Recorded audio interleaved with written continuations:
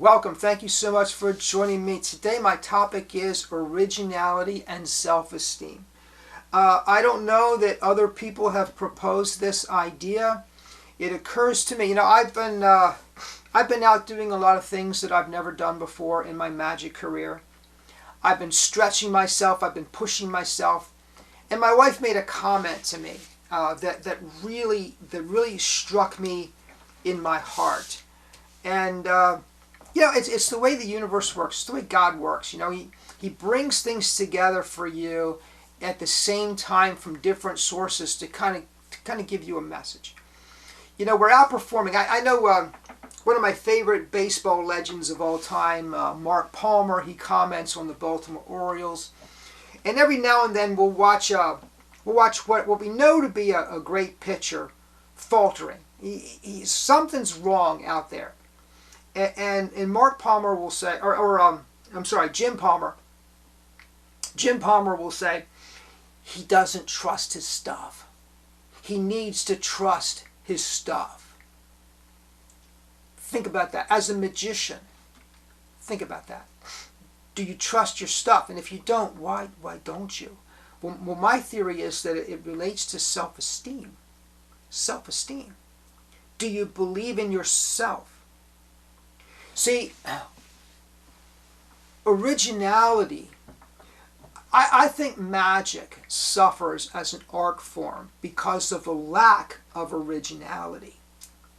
Those of us that are original, that do present original material, tend to succeed well far beyond those who do not.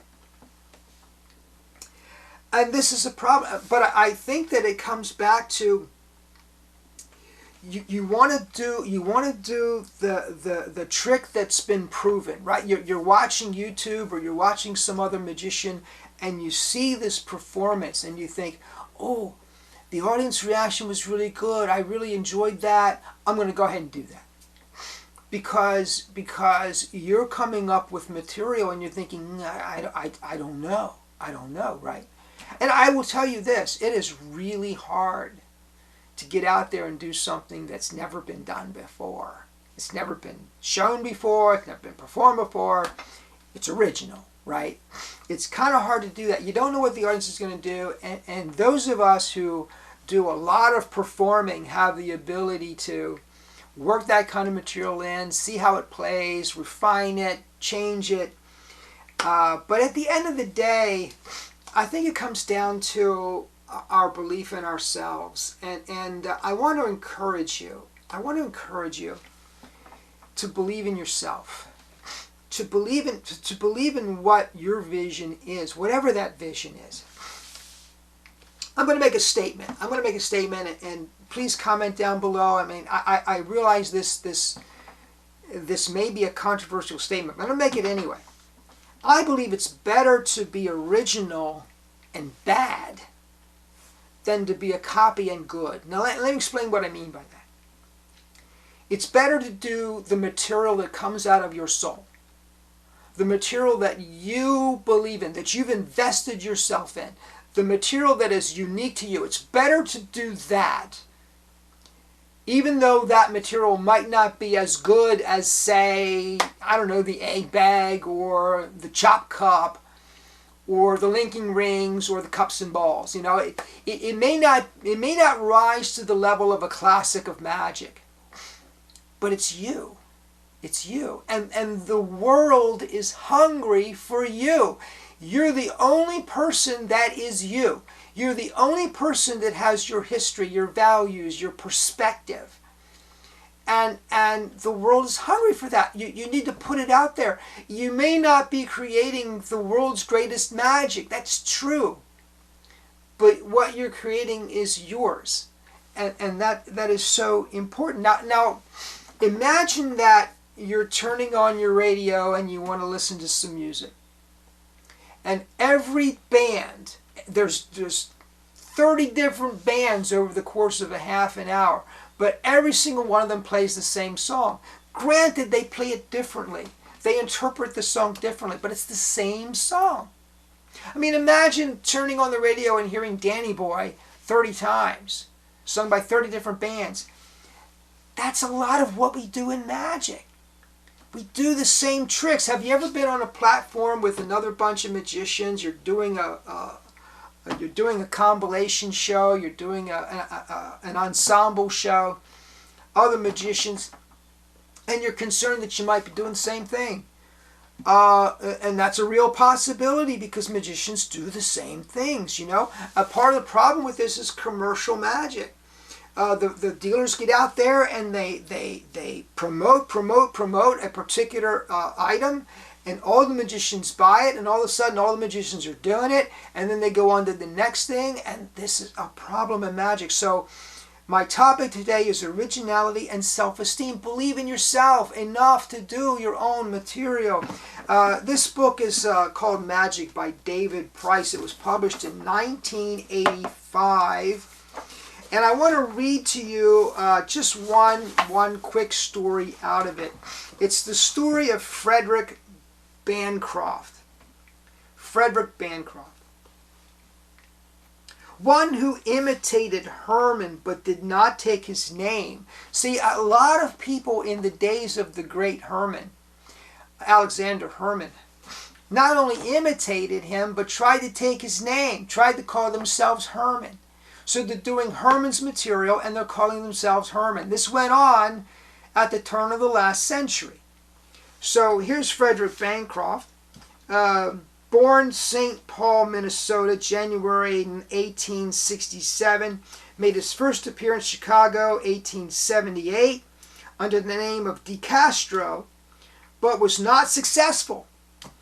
He became a dentist and moved back to St. Paul, where he worked as an insurance agent and speculated in real estate. He became intimately acquainted with Alexander Herman and traveled with him for a period without taking part in any of the performances. He made money in his investments and decided to become a professional magician. Bancroft's show was known for its elaborate stage setting, hand-carved tables, said to be works of art. His stage setting at the time, this is back at the turn of the last century, 19th century, $30,000 he spends on the stage setting alone. He took it out on the road, tried to imitate Herman. So he's doing Herman's material. All the tricks were old tricks and hackneyed. His friends tried to persuade him to change his act, but he couldn't understand why his tricks did not get the same reception as Herman when Herman did them. With Herman's great personality, the material was secondary. With Bancroft's lack of the Herman touch, the audiences recognized what he did as old stuff. So Frederick Bancroft spends his career trying to be somebody he's not. And I find that incredibly sad. And I don't want you to do that either. This magazine, if you're not familiar with it, it's called Success. The magazine's been around for over 100 years. It's a treasure. If you don't subscribe, if you don't read it, I highly recommend it to you. Success Magazine. It's inspirational. It's encouraging. Every single month there's material here. Now one of the things they will do from time to time is they will publish an article from their archive. This particular article was first published in July of 1909. So it kind of goes back to the Bancroft period a little bit. But he's not speaking to Bancroft. He's speaking to business people. This magazine really is addressed to business people. By the way, this was the cover of the magazine in 1909. I think that's pretty interesting also. But I want to read to you, I've got some highlights here. I want to read to you some of the highlights from this article. Fearlessness and originality are characteristic of all men of progress. They have no reverence for the old simply because it is old. Marshall Field was determined from the first that when customers came into his store, they would see the marks of vigorous originality everywhere. Something different, something which they had never seen before. He was determined that whatever he did should be his own. that he would be himself, that he would not copy any other merchant, no matter how successful the merchant was. He was never afraid to trust his own judgment or risk his reputation upon his own ideas. Do not be afraid of being original, even eccentric. Do not be a copy of your father, your grandfather, your neighbor, or anybody else. This would be as foolish as it would be for the violet to try to be a rose. Every man is born to do a certain work in an original way. If he tries to copy some other man or do some other man's work, he will be a misfit and a failure. A mastermind cannot be made to fit a pattern or to conform to any set routine or system. Every strong man's achievement, every strong woman's achievement is an outpicturing of himself, of his individual ideas.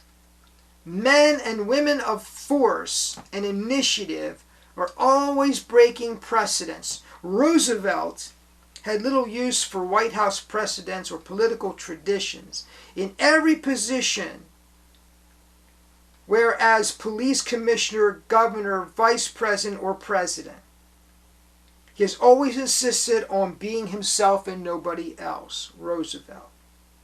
The imitator ruins his capacity for originality.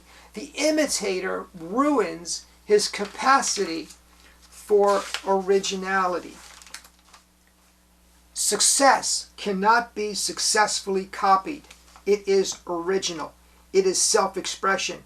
A man is a failure just in proportion as he gets away from himself. A man is a failure in proportion as he gets away from himself. Blaze your own way, or you will never make an impression on the world. It is originality that counts.